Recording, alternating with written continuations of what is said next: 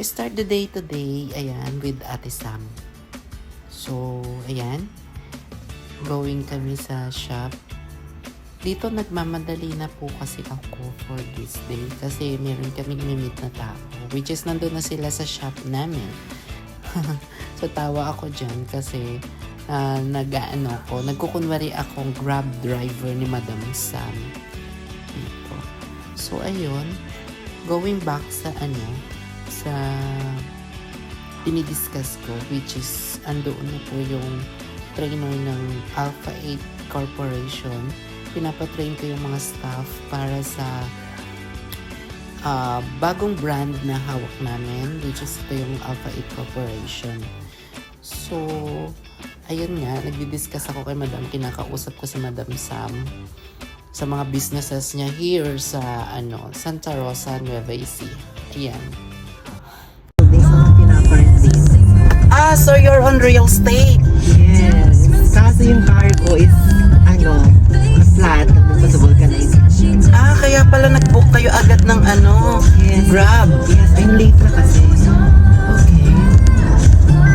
Marami akong nilalakad today na papers. Oh, Establishment, mga pautang namin.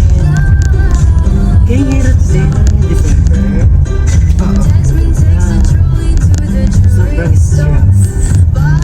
na-stress na po kayo. Stress ako sa bibilang ng pera. Pero papamigay ko na lang. Okay. Kaya yung mga homeless, is a surprise kasi. Oh. Siyempre, sharing is caring. So, nandito na tayo. Paliko na sa Santa Rosa, La Fuente branch namin. Which nandito nga po sila. Sila Sir JM. Sila Ma'am, nakalimutan ko yung name ni Madam. Ayan. So, bababa tayo for this. Para ma-meet natin sila and makita ko na din yung mga ino-offer nilang medicine para sa mga client namin. So, don't mind na lang po yung buhok natin kasi hindi pa ako nakakapag-supply, di nakakapag-address. Ayan, so bababa na tayo. Papark ko lang yung sasakyan para maano ko. Ayan, marami na pong client sa shop natin. 5 a.m. in the morning po sila nagsipunta kasi gusto nilang matry yung yung bagong brand. So, andito na nga sila Sir JM.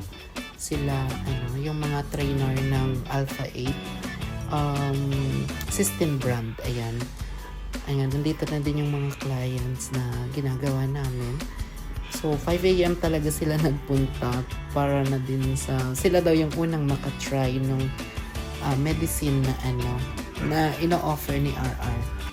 So, nandito si Miss Kat, si Miss Leia, si Miss Cassie, si Miss Sam, and then, ayan, nag-aano si Madam dito, nag-explain para ma-offer nila ng maayos yung gamot, ma-discuss nila ng maayos sa client.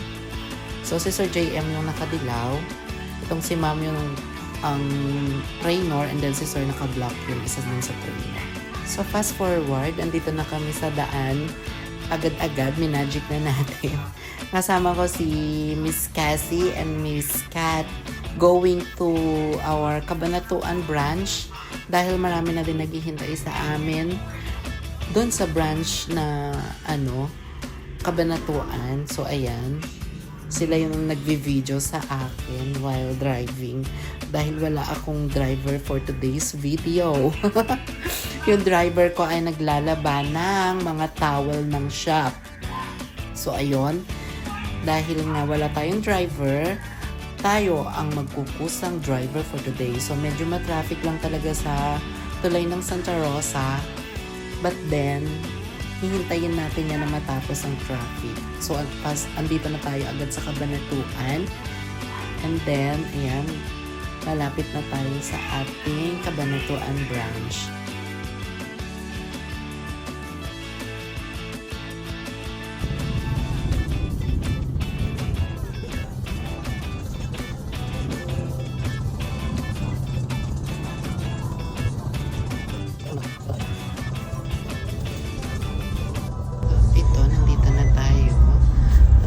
Fast forward na tayo for that. Liliko na tayo, malapit na tayo sa crossing ng